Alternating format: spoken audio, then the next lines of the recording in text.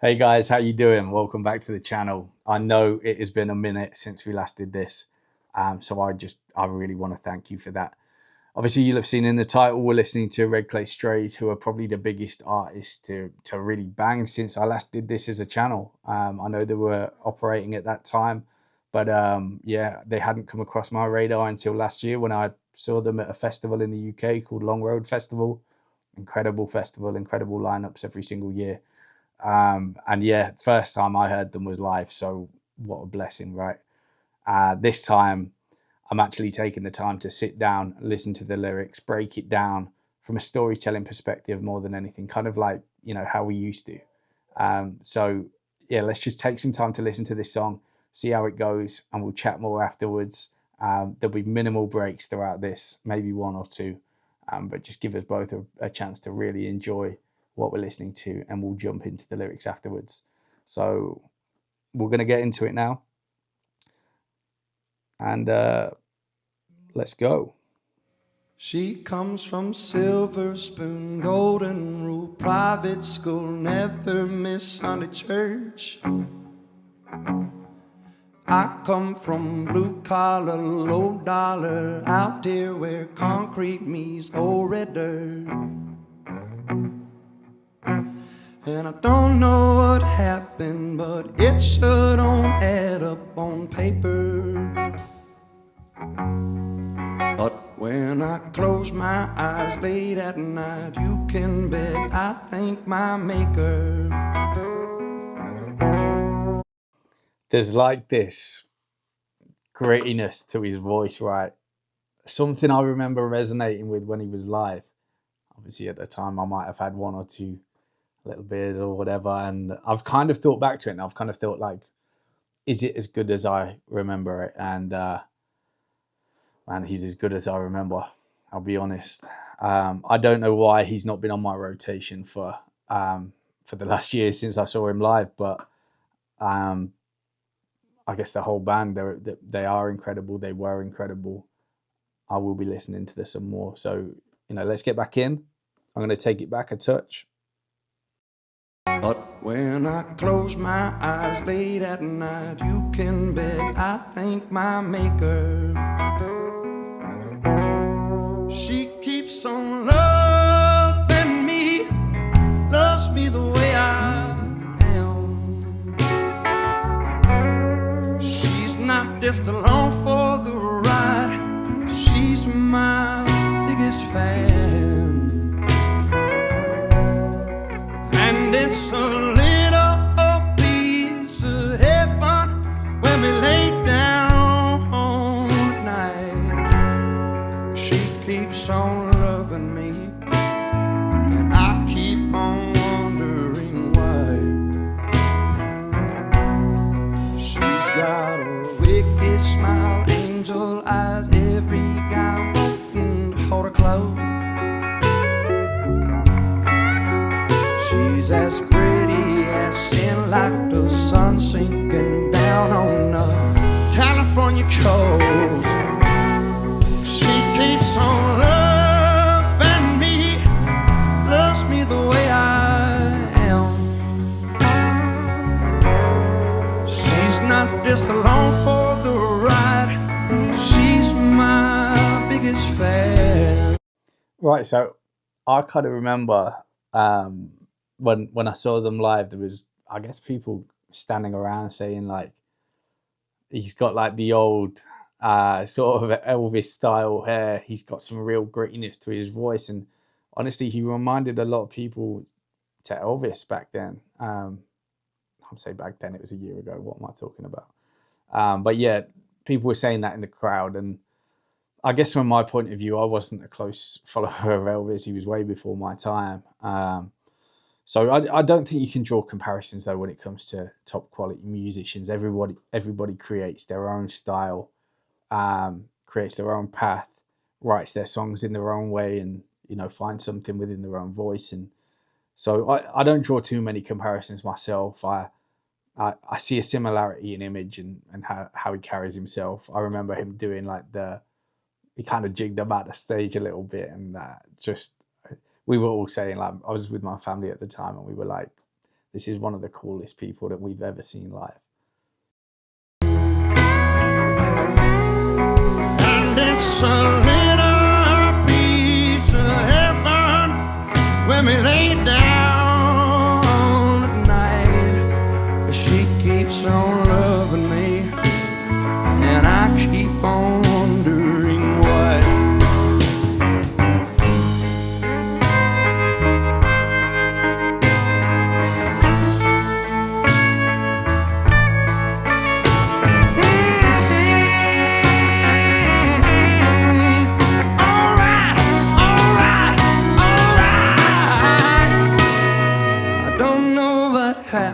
But it sure don't add up on paper. And as long as she lets me, I'll take her wherever she wants me to take her. Oh, she keeps on loving me, loves me the way I am. She's not just along for the ride, she's my biggest fan. And it's a little piece of heaven when we lay down at night. She keeps on loving me, and I keep on wondering why. She keeps on loving me, and I keep on wondering why.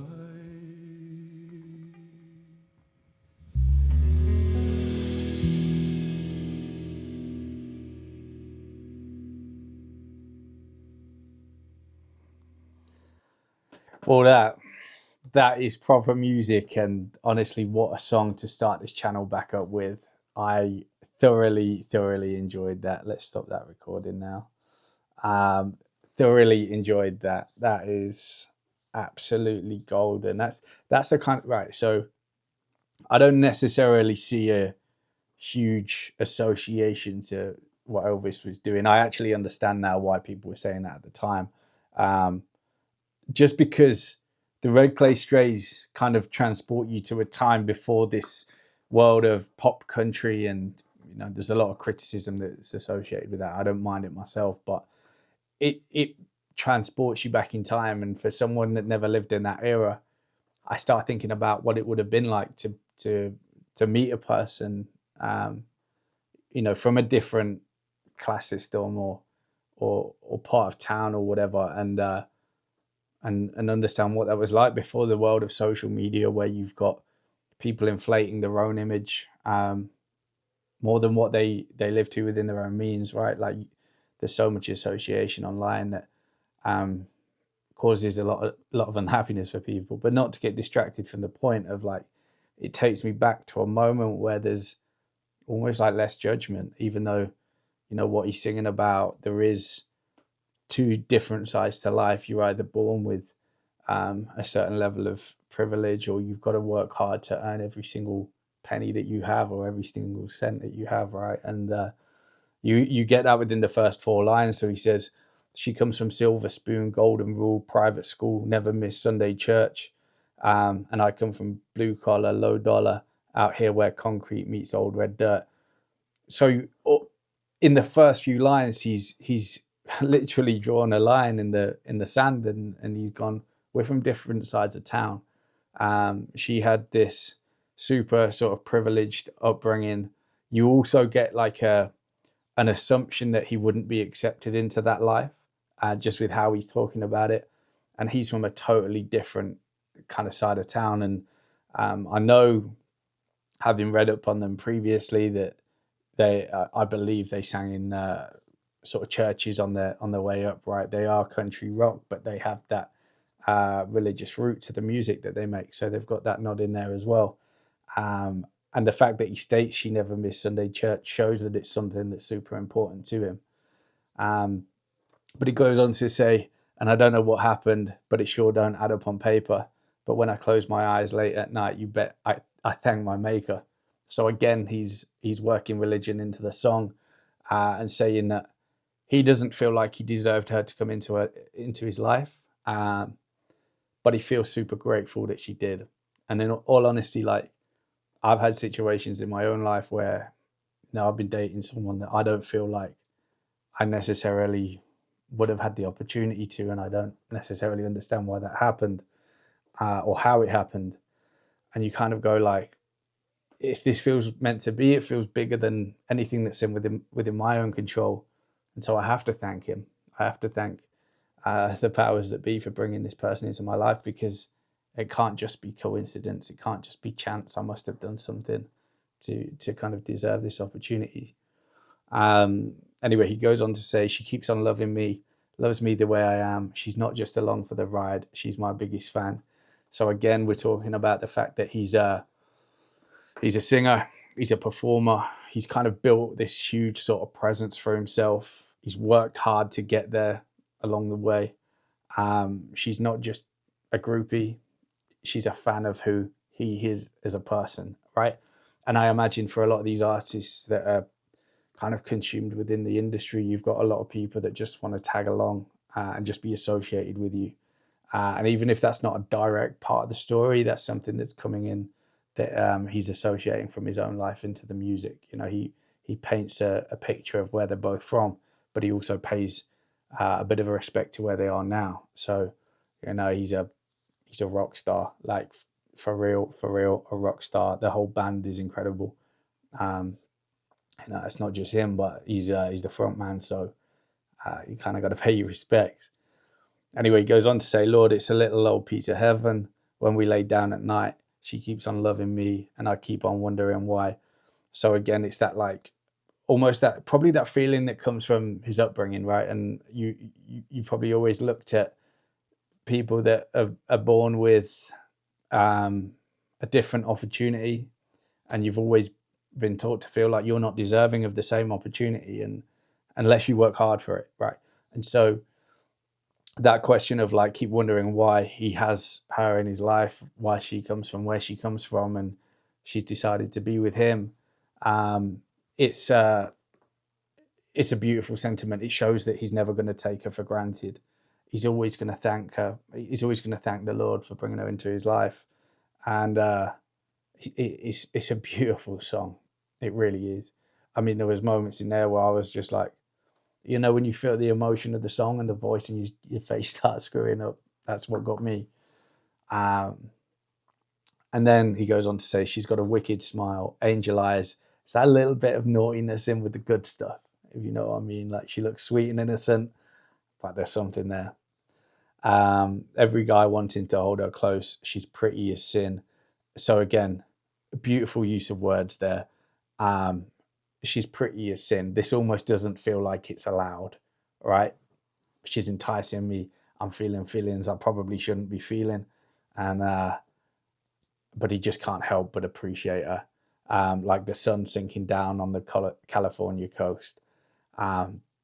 It's just, he uses a metaphor of, like, one of the most beautiful things that you can ever lay your eyes on, and associating that with her. And so you kind of build a picture of what she's like through that wicked smile, the angel eyes. That every guy wanting to hold her close is that he's creating a demand, and he's probably almost creating a feeling of insecurity within himself. You kind of get that through everything he says. He doesn't feel like he's deserving. He knows everyone else wants her. And he's kind of questioning, like, why does she want me? And he answers that within the lyrics. It's not just because he's an incredible artist. It's because she likes him for who he is. So it's really sweet. And then they do the sort of chorus again. And then they go into I don't know what happened, but it sure didn't add up on paper. As long as she lets me, I'll take her wherever she wants me to take her. So he's willing to do whatever it takes to make it work with her. And honestly, like, there's a lesson for me in here is, don't take people for granted. I'm guilty of that. Yeah, I've got some of the best friends and family in my life that I am so, so grateful for. We built a community up on here, again, that I am so grateful for 4 years ago. And I just hope that there's an opportunity to build that back up again. I'd be incredibly grateful for that. And it just says to me, like, whoever comes into your life, don't take them for granted. respect them, go the extra mile. You know, for me, it has to at least feel like it's unconditional, that I'm willing to do something for someone and not in like a point scoring thing where I expect something in return. I do things because I want to do them for people, and I don't want people to, take me for granted either. It works both ways. It's just show that unconditional appreciation for each other, and we'll all get along more. I think it's as simple as that. And so he ends with that repeat of, she keeps on loving me and I keep on wondering why. She keeps on loving me and I keep on wondering why. And it is this feeling of insecurity that we all feel, right? Someone good comes into our lives, they show us this unconditional love themselves, and it's like, well, why do I deserve this? I don't feel like I do. But then you keep going the extra mile to make it work. And so a truly beautiful song. Let me know what you want me to listen to next. There's going to be a whole range of different artists. Like I said, Turnpike Troubadours will come back, Jackson Dean, maybe some more Kaylee Hammack. There's going to be a whole range of things. I'm also going to start listening to artists that are going to play Long Road in the UK this year, so I can get an understanding of who's playing, and would like you to come on that journey with me as well. And if you've got to hear Western AF, if I remember rightly, they're the ones that I listened to Cold to Wall all that time back as well. So if there's anything really good popping off on Western AF or any of the channels that are putting out music, let me know. Especially any new artists, put me on them as soon as possible. Drop me a DM on Instagram. It's just my name, like the channel. Give me a follow over there. And let's just get this thing back on track. I appreciated the conversation within the country community that you guys brought to the channel. I love seeing you guys interact with each other, so let's get some more of that going again. I've kind of dragged this one on a little bit. We'll keep them a bit shorter in future, but I just really want to thank you for coming back, listening, and kind of being a part of this whole thing again. I don't feel like I deserve it, but I want to thank you. All right, peace.